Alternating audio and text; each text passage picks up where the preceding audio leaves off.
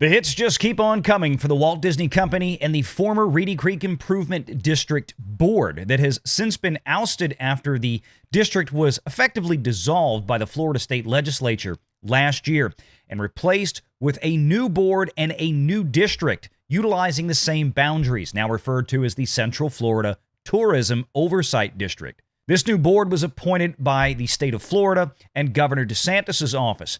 And no surprise, they're beginning to uncover a pattern of corruption inside the former RCID, all at the hands of seemingly, allegedly, the Walt Disney Company.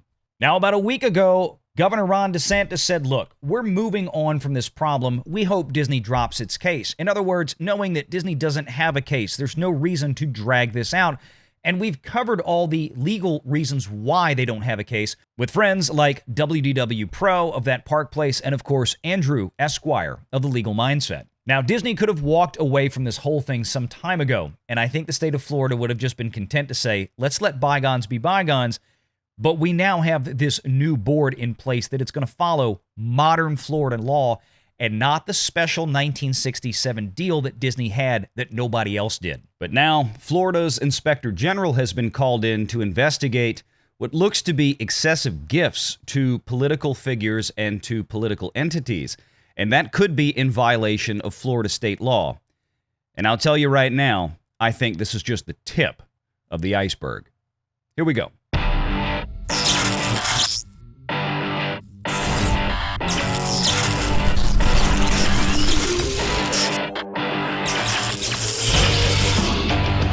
Renegade Online.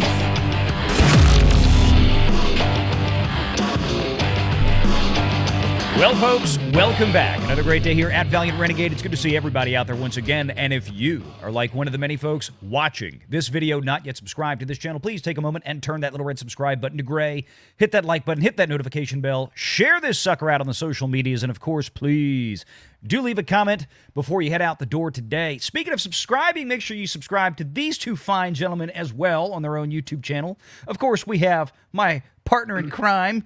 Well, maybe not crime today. Let's not say that. No. That's a good one. That's appropriate. We're talking about crime today. Crime. We're talking crime, so it's appropriate. WDW Pro from that parkplace.com. And, of course, from the Legal Mindset, the great Andrew Esquire. Could not think of a better dream team here today to talk about this topic. We're doing it again, folks. We're doing it again. Of course. I hate to say it, but I love to say it. I told you so, guys. Oh, that's yeah. Right. And here we go. We can do the I told you so right here. We knew there was going to be some fun stuff coming. And here we go. This is it. As I mentioned in the intro to this video, so Governor DeSantis has formally requested the state of Florida's Inspector General to probe former Disney-appointed board, that would be the formerly known as Reedy Creek Improvement District, for dropping $2 million on perks, including $500,000 on annual passes, park tickets, all kind of stuff, basically for the board and for all the employees of that totally independent, completely legit, we swear, district that was in Florida, created in 1967. The only one of its kind, quite frankly. Those other 2,000 districts, Andrew, they've been operating under a very different set of rules for the last 50 years than Disney, have they not? Yeah, and I've represented dozens of those other districts in Florida. That's what I did. That's my specialty. It's what I did for almost a decade. And none of them, I will tell you, zero of them offered park tickets as compensation as part of employee plans.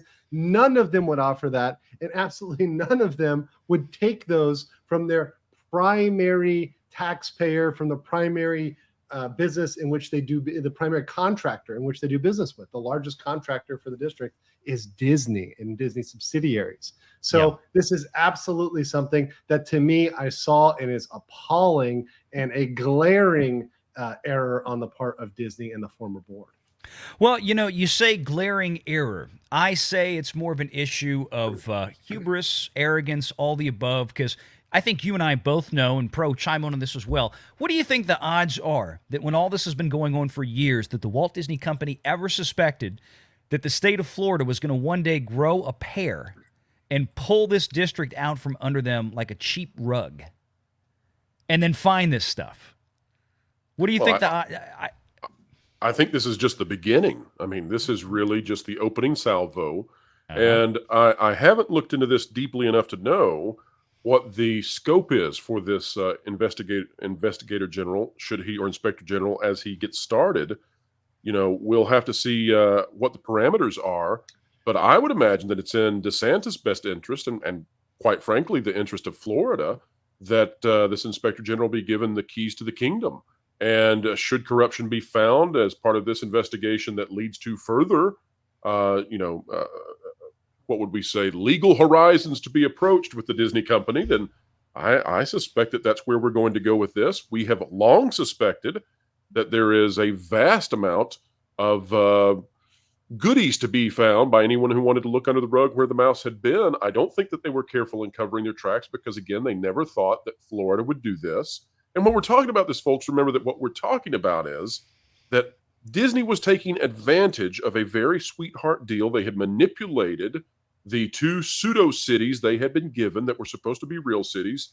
They manipulated the city councils that then also managed a special district. All of these are supposed to be separate government entities, but Disney manipulated them and manipulated who could live in these things so that they had total and utter control over governmental power. And then Florida for so long said, well, Disney is so good for us, let's never touch them. And then Disney decided to step into the issue of when children should know about bedroom issues. And that broke all hell loose. And that took away their district because finally Florida said, all right, now let's look at this. You have a Central Florida Vatican City that Universal doesn't have, Busch Gardens doesn't have, SeaWorld doesn't have. Only you have it, and now we're going to look at it. Yeah, and let me ask you this, Andrew, on that end. I thought about this earlier this evening, and I know you did a live stream on this. You had a video out earlier this evening as well on this. But Yes. it seems to me that, there was this story last week that Desantis came out and said that, look, guys, enough's enough. Let's just drop the lawsuits and move on. And I think the Hollywood trades took that the wrong way as DeSantis is giving up. To be clear, DeSantis has no say over whether they drop the state case. So Right. a lot of people, and I've been trying very hard on my channel, I know you guys have done this as well, to divorce DeSantis as a personality from these lawsuits. DeSantis is not necessary to any of this. These are potential crimes. I say potential, right? They are potential crimes, in fact, very serious crimes, regardless of who's governor. Even if a Democrat was the governor, there's still crimes. There's still gross misuse of public funds. There's a lot of other potential crimes. There's failure to turn over documents, receipts, accounting. There's a lot of potential crimes here on the board. And the suit in the state court is between the district and Disney. DeSantis has no standing to tell them to dismiss it or whatever else. That's the district's call, and they've already made the decision to sue. So at this point, the ball's in Disney's park. If Disney decided to drop the federal case, well, maybe they might have some sort of agreement on the state case. For example, they came into these agreements that are not enforceable, right? They're void under Florida law. However, they could come to an agreement with Disney and say, hey, look, we will redo them. We will do them legally, and we'll make them reasonable. They'll make them not talk about Mickey Mouse IP and not give you the powers over other entities within the district, right? Because Disney has power over everybody within the district, which is a delegation of legislative power. It's illegal, right? To say, hey, we'll come to a settlement. But now we're seeing the quote unquote F around and find out effect of this has been gone deeper and deeper. And the more you look at the past of Reedy Creek, the darker it is, and the more things that, as I've pointed out for a year, you see that are untoward, unethical, and potentially illegal. Well, that was the one thing that jumped out at me is that whole statement that DeSantis made last week. Again, like you said, it's fairly innocuous. He said, I'm moving on. Let's move on from this, blah, blah, blah.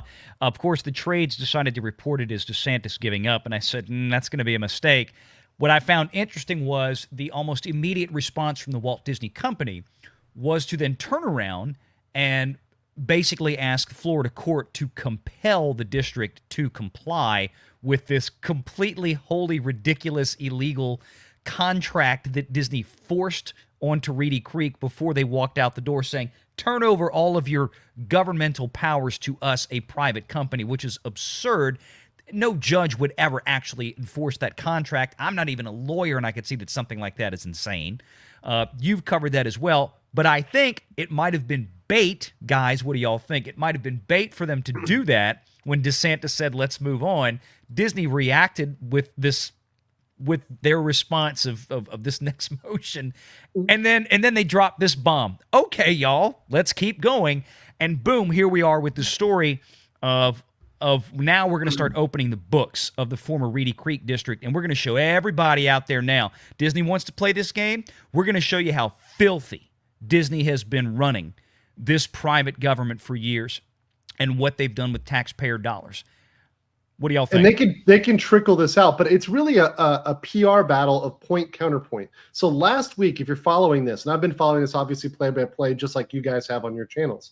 Last week, we had a couple things happen. We had the summary judgment motion, which people falsely characterized. So the district and the state case moved for summary judgment. And they said, hey, we want to end this case because of these legal points. Disney will lose. We are entitled to win. And Disney tried to paint it, the Disney shills, pixie dusters, tried to paint it as they want to win without going to court, without admitting that 95% of court cases do not go to trial. They're either settled or they lose in pretrial motions or in summary judgment. That's very normal in court. It's very typical for things to end at summary judgment, for people to lose at summary judgment. But that was a massive L, and I pointed out, hey, Disney's going to lose here. But then the next day, they do the countersuit, right? They have an answer in a countersuit, which essentially took all the claims and the whining they did in federal court and refiled that in state court. So they took all their contracts clause, free speech BS, and brought that into state court. So it was sort of Disney shifting the balance, saying, Disney's beating Desantis again because they're suing in state court, despite the fact that DeSantis is not a party to the state court. Let's ignore that. Right. But the only suit, if I'm not mistaken, that he was actually named as a party to was the federal suit that Disney filed. Suit. Right. Yes. And he is still trying to be removed from that and may ultimately be removed from that. We don't know. The judge has not ruled on any of that yet.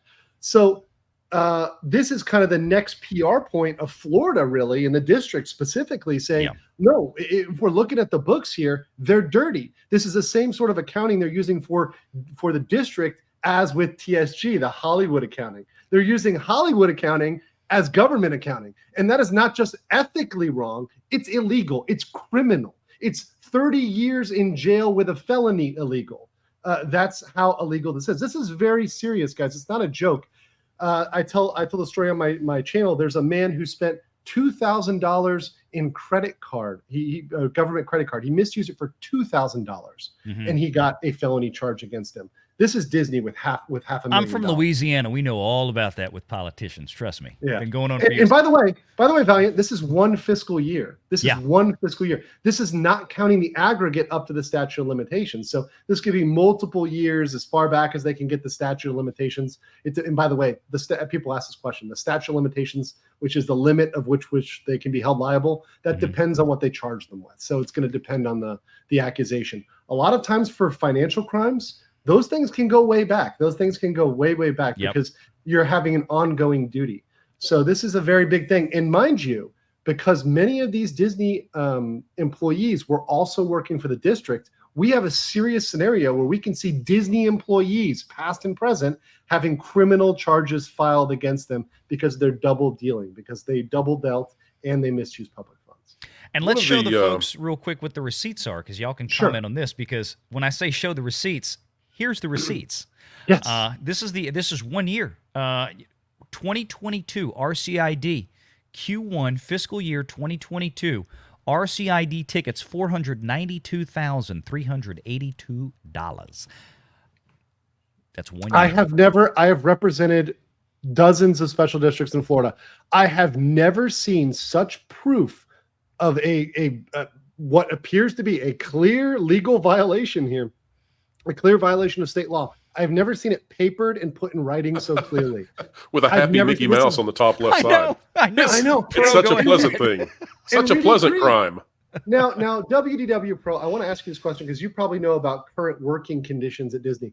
I think, correct me if I'm wrong, but do Disney employees still, as a regular matter of course of their employment, do they still get annual passes as part of their employment package? Is that a thing they get? Well, I don't know that I would classify it as an annual pass, but during their time of working there, they do have the ability to go on particular days to visit the parks, and they have some ability to also bring in a guest. Sure. So what I think this was I think this was the sheer hubris of Disney trying to give the Reedy Creek employees something similar, right? Not Yes. exactly the same, but something similar to an employee benefit. So they felt like a Disney employee to get them to feel like they really worked for Disney. They were on par with the other employees. Here's the problem.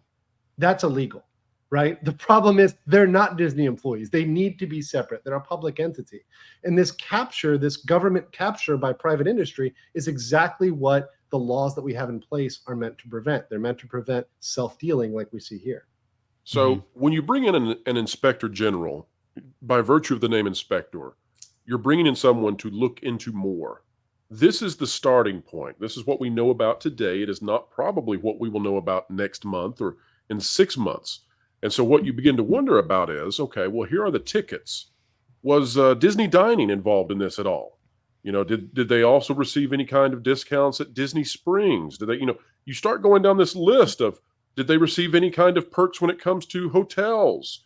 And all this other stuff that can go along with it that we may not yet know. Now, there are 2 reasons, I think, that many of the other outlets out there and the other channels have missed what's going to happen, whereas we have been highly successful.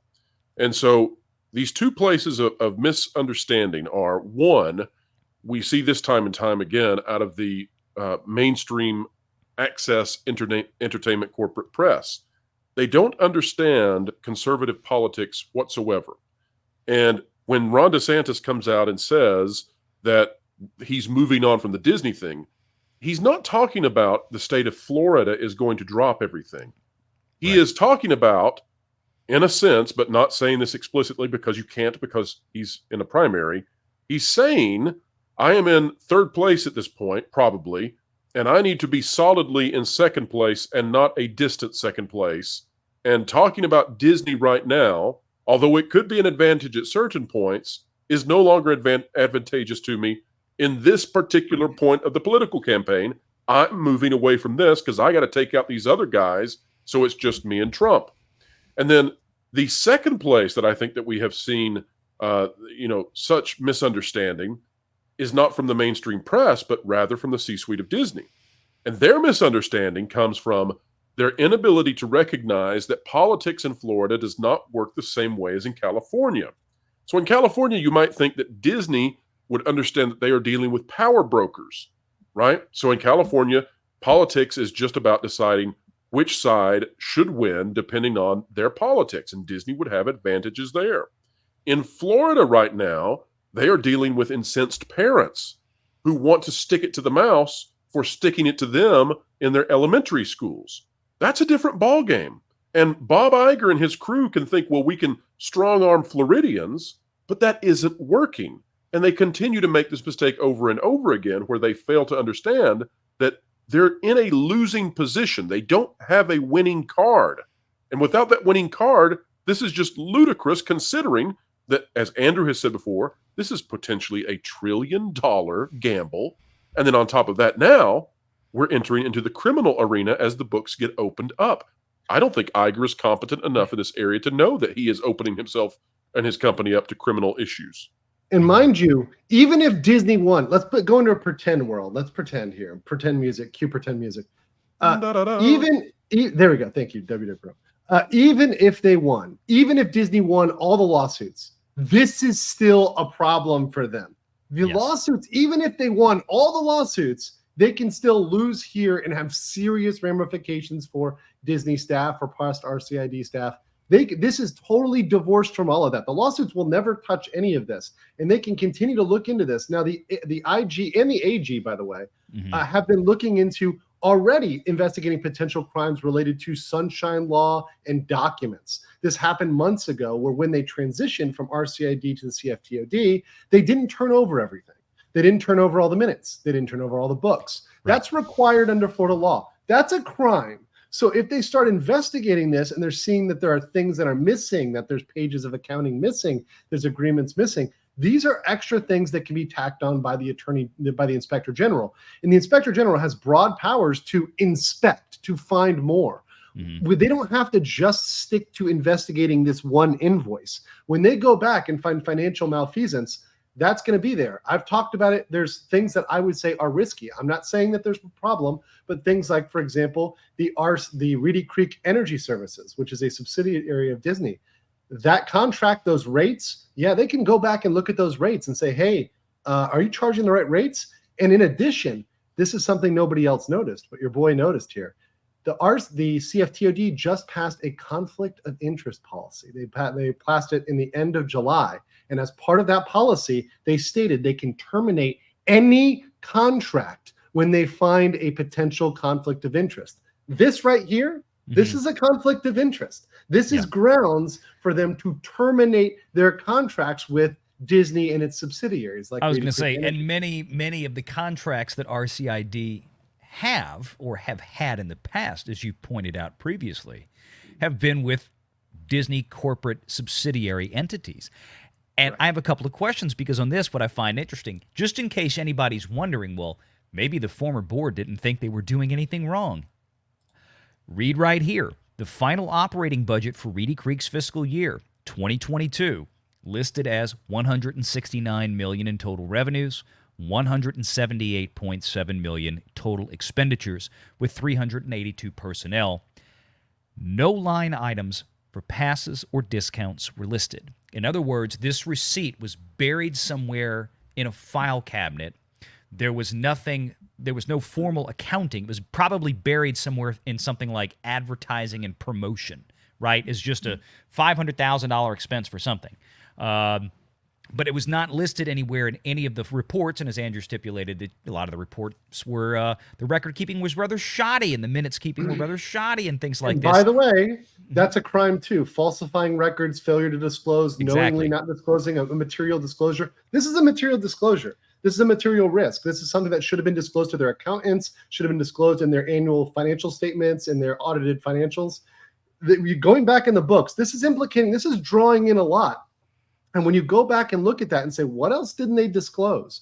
What else aren't they talking about? What other risks aren't they talking about? Did they disclose those to bondholders? Did they let bondholders know they were doing this? Did they let those people, before they bought their bonds, did they tell them that they were engaging in this sort of questionable compensation? I doubt it.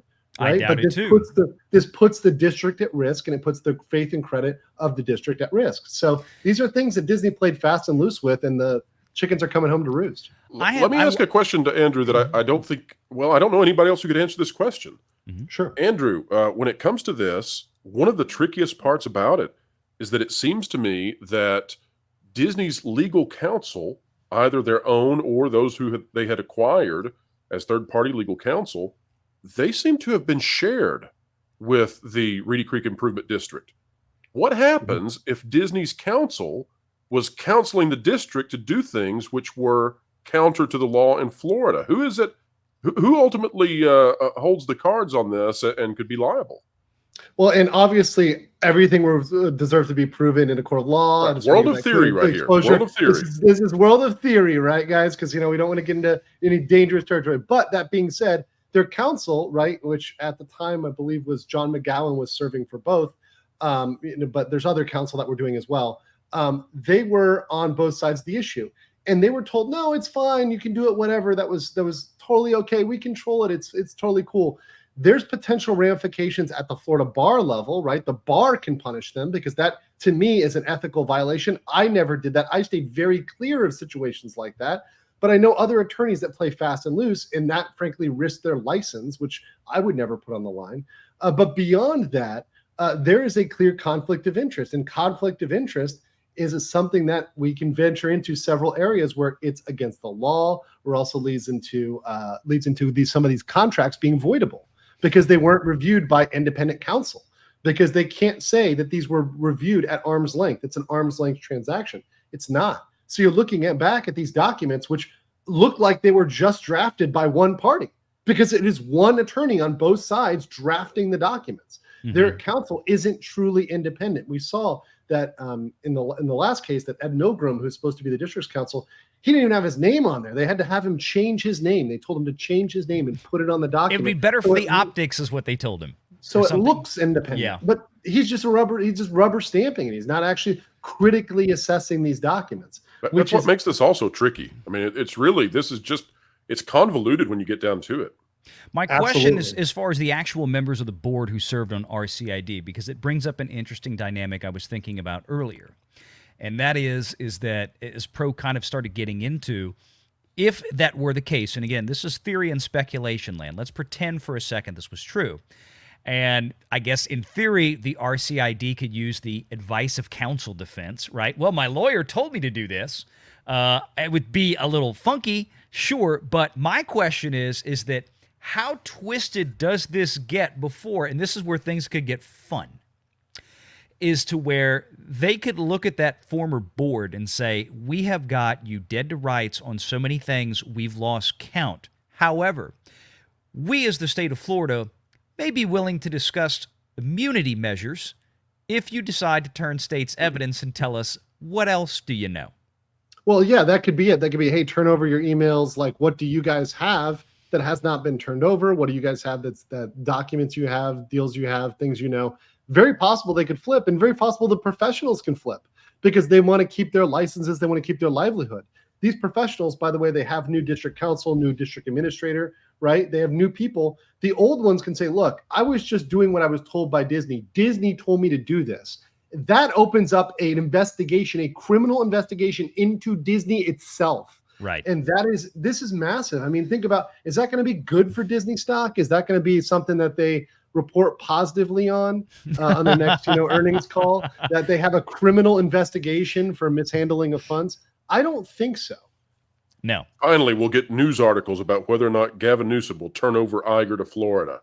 That'll be great. Is he gonna extradite him? It'll be like a reverse right. Trump, like a That's reverse right, Trump. exactly. Final Trump is thought. stuck in Mar-a-Lago and Iger stuck over with those dwarfs holding up the pillars of the HQ building. The Seattle dwarfs. Oh, good That's Lord. right. Final thought on this, you all know that we have a good contact, let's just say, that's got good information, that's well connected with these sort of things, and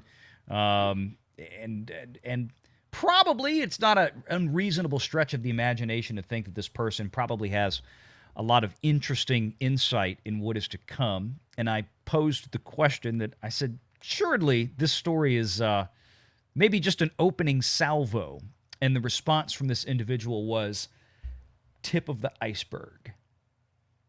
So I think there's going to be a lot more coming here, folks. I trust this person's position to have such knowledge. I'll leave it there. But tip of the iceberg here. And I don't doubt that. You start dribbling out information like this, and you start testing the waters and saying, okay, Disney, how far do you really want to run with this? Because we can run. We can run, baby. I said this a year ago, and I'll say it again. There's potential for the bonds to come at risk. There's potential for them to come back and violate these contracts. These contracts make them millions of dollars a year in just pure profit for Disney. And losing control, think about that, losing control of things they've controlled forever. Now they're going to have to actually negotiate fairly. All the profitability of Disney World is going to tank. That cash cow that they've been able to run as essentially a Walmart, the Walmart of theme parks, the costs are going to go up. Walmart's profitable because they're buying from China, and they're getting it for cheap. Same thing with Disney World. It was profitable when they could run their own thing and keep costs down. But when they have to negotiate at arm's length at regular market prices, this is really going to change Walt Disney World Florida. And, it's going to be a huge effect. The effect of these things happening in Florida is going to be massive for those parks going into the future. And this is why when I say $1 trillion effect, this is a $1 trillion effect over the decades to the future of Disney operating in Florida. And just to think about this with maximum clarity, for the Walt Disney Company, the Walt Disney World Resort has been the crown jewel of all of their assets. It is a dependable, constant source of massive income. It never ceases.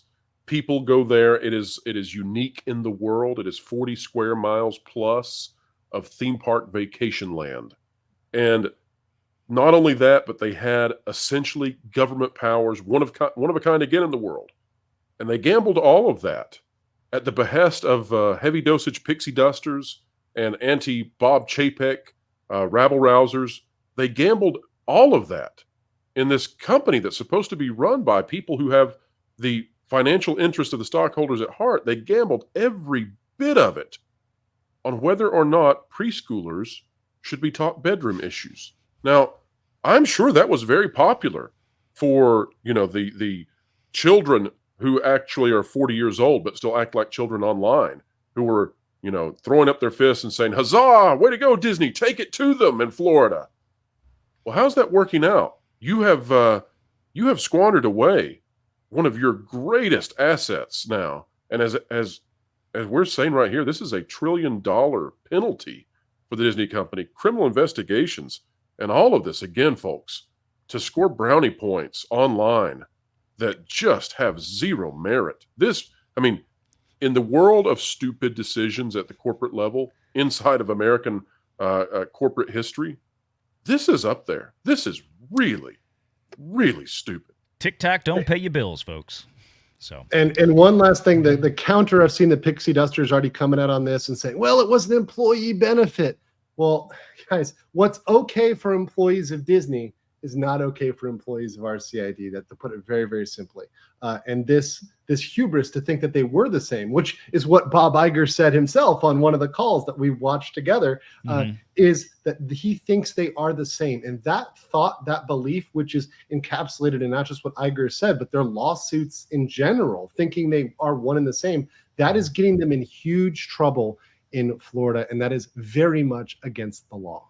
Yeah, last time I checked, I don't think the Villages is buying annual passes for $500,000 for their staff, or getting $2 million worth of comps or whatever at Disney resorts, Legoland, Disney Vacation Club, and everything else too. So we'll see how this works out. Gentlemen, thank you for joining us. Make sure you guys check out Legal Mindset. Make sure you check out WDW Pro and thatparkplace.com. Make sure you hit that like and subscribe. Leave a comment before you head out the door today. Share this sucker out, and take care, folks. Good to see you.